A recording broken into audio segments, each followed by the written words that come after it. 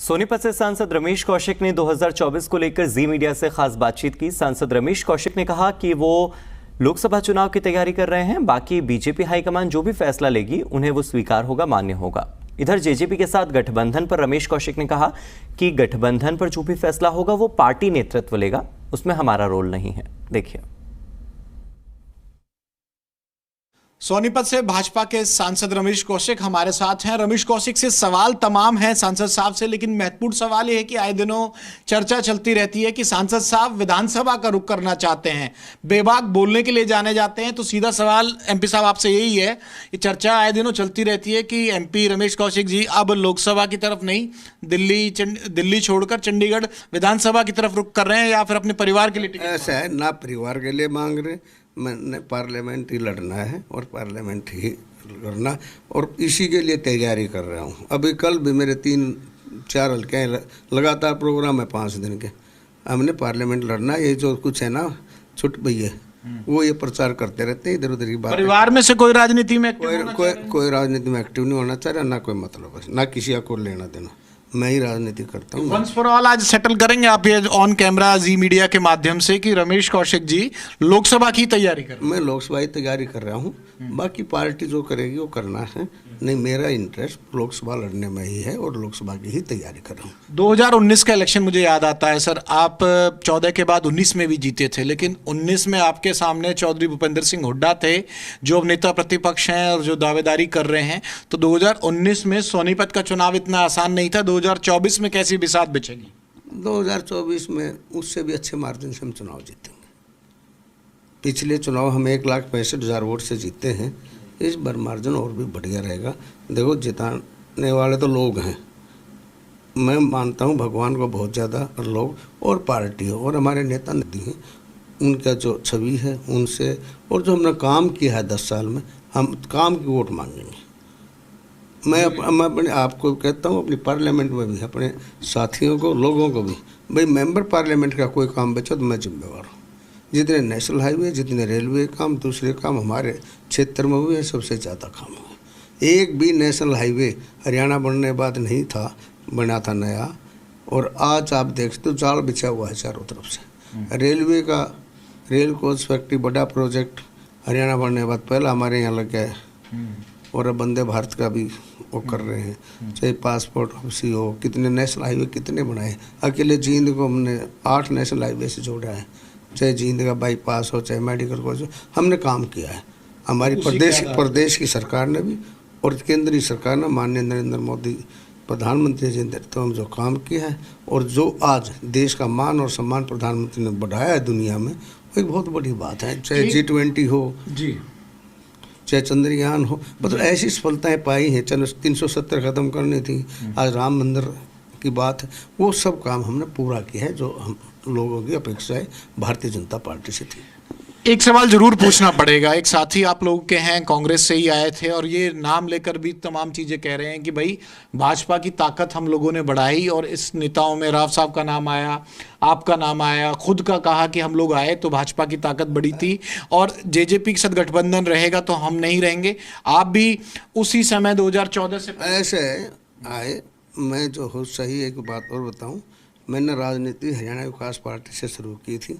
चौधरी बंसीलाल ने नेतृत्व में सरकार बनी थी, उसमें मैं मिनिस्टर बना था, और वो भारतीय जनता पार्टी की और हमारी मिली हुई सरकार थी। उसके बाद कांग्रेस में, क्योंकि भारतीय जनता पार्टी चलेगी चौटाला के साथ, हमने कांग्रेस से चुनाव लड़ा, कांग्रेस में बने, वहाँ रहे, चुनाव भी जीता, सारा काम किया। उसके बाद जब अपने साथ उन्होंने धोखा हुआ, हम भारतीय जनता पार्टी ज्वाइन की, और मैं कहना चाहता हूँ हम भारतीय जनता पार्टी में और भारतीय जनता पार्टी में ही रहेंगे, और भारतीय जनता पार्टी ने हमें पूरा मान और सम्मान दिया है। हमारी ताकत भी भारतीय जनता पार्टी की वजह से है, उन्होंने हमें बढ़ाई है।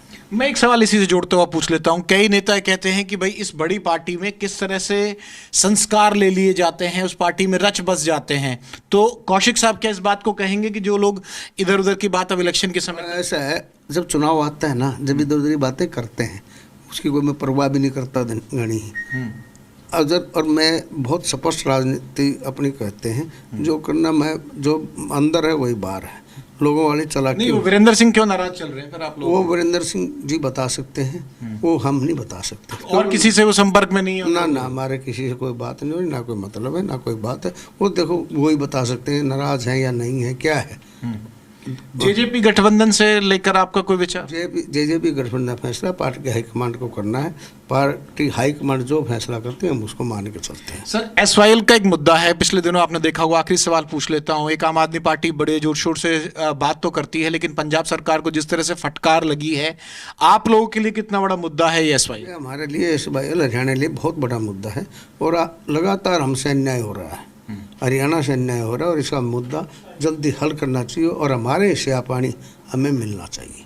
जनसंवाद आप लोग कर रहे हो, कितना रिएक्शन आ रहा है उसका, किस तरह? जनसंवाद में बड़ा अच्छा है, लोग बड़ा प्यार से मिलते हैं, प्यार से अपनी बात करते हैं, सारा हो रहा है, कोई दिक्कत नहीं है। यार मैं कहता हूँ, आप तो प्रेस के साथी हैं, मेरे क्षेत्र में जा सकते हैं, वहाँ से पूछ सकते हैं भाई एमपी का कोई काम बचा है क्या? सेंट्रल गवर्नमेंट का प्रधानमंत्री नरेंद्र मोदी जी के नेतृत्व में हमने सब काम किया है जो कि मेंबर पार्लियामेंट ने करना चाहिए, चाहे किसी तरह का भी हो, चाहे रेलवे की, चाहे रोजगार देने की बात है, चाहे मारुति फैक्ट्री लगवाने की बात है। आज हमारे क्षेत्र में जो ज़मीन 30-40 लाख रुपए एकड़ थी, 4-4 करोड़ रुपये एकड़ हुई है। किसान खुशहाल है, हर आदमी राजी है। ये तो कुछ केंद्र के और राज्य के चुनाव अगर एक साथ हो जाएं तो उसके लिए क्या हरियाणा तैयार है? हरियाणा तैयार है, जो फैसला प्रधानमंत्री जी करेंगे उसको मानने के लिए पूरी तरह तैयार। इससे कोई फायदा नुकसान देखते हैं? क्योंकि आप लोग सांसद हैं, सबसे बड़ी पार्लियामेंट। कोई नहीं है, जो पार्टी आदेश होगा वो करने के लिए तैयारी उस स्तर पर पूरी तैयारी है। मैं बता दूँ, हमने देखो सबसे पहले केएमपी और केजीपी बनवाया, 10 साल से पड़ा था, प्रधानमंत्री जी से शिलान्यास करवाया, वो पूरा हुआ, प्रधानमंत्री जी से उद्घाटन कराया। नंबर 1 नेशनल हाईवे है, वो आज 14 लाइन का कंप्लीट करा के उसका उद्घाटन हमने करवा लिया है। इसके साथ साथ जमुना से लेके बालगढ़, खरखोदा, सांपला, झज्जरवाड़ा रोड है, वो हमने कंप्लीट करा। जितना बढ़िया बना है, अगर हम 40 मिनट में झज्जर पहुंच जाते हैं, जहाँ 2 घंटे लगते थे। फिर हमने इसके साथ साथ एक नया रोड अभी निकाल रहे हैं, जो कि नहर है हमारी, उनके ऊपर से निकाल रहा है, वो सीधा हम द्वारका एक्सप्रेस में मिला रहे हैं। अब सोनीपत से एयरपोर्ट का रास्ता कुल 35 मिनट का रह जाएगा। वो काम हम अब किया, वही 80-90% काम कंप्लीट हो गया। दिल्ली से कटड़ा वाला रोड है, वो सारा हमारा एरिया कवर कर रहा है, उसका काम बहुत तेजी से चल रहा है। 152D है, जो जींद से हमारे लोग जाते थे चंडीगढ़, उन्हें 4-4 घंटे लगे थे, आज 2 घंटे में वो चंडीगढ़ पहुंच रहे हैं। इसके साथ हमने रोहते जोनला जींद था, वो पूरा किया। जींद असंत करनाल किया, जींद से बिहानी वाला रोड किया, जींद गए नरवाना, ये सारा बाईपास किया। और जींद से हमने पहले एक नेशनल हाईवे था, पैरेलल नया रोड एक्सप्रेस वे निकाले हैं, उसका काम भी नहीं। इतने सारे काम किए हैं तो अगले इस बार फिर चैलेंज कर दीजिए, अगर भूपेंद्र हुड्डा सामने आते हैं तो आ जाए। ना चैलेंज, जिसका जिक्र वो आगे लड़ो, अब ये तो उनकी मर्जी है, पार्टी किसी को लड़ा दो। मेरा सवाल का आधार तो 2019 का चुनाव भी था। वो तो है, लेकिन मैं चाहता हूँ जो भी आना चाहिए वो लड़ ले, मुझे कोई दिक्कत नहीं है चुनाव में।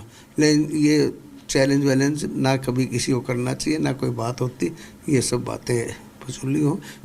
जिसका जिक्र वो लड़ ले आगे, अपना क्या दिक्कत है? इलेक्शन में कोई ना कोई लड़े, कोई भी लड़े आगे जिसमें। तो बहुत सही बात है। और सांसद साहब साफ तौर पे कह रहे हैं कि काम के जो बात है वो काम टिप्स पे हैं उनको गिनवा सकते हैं। अब सामने कोई भी आए, किसी को नाम लेकर चैलेंज करना नहीं है, लेकिन लोकसभा चुनाव लड़ना चाहते हैं और लोकसभा अगर पार्टी चाहेगी तो लोकसभा के लिए ही तैयारी सोनीपत सांसद रमेश कौशिक की नजर आएगी। कैमरामैन दीपक के साथ विनोद लांबा, जी मीडिया, दिल्ली।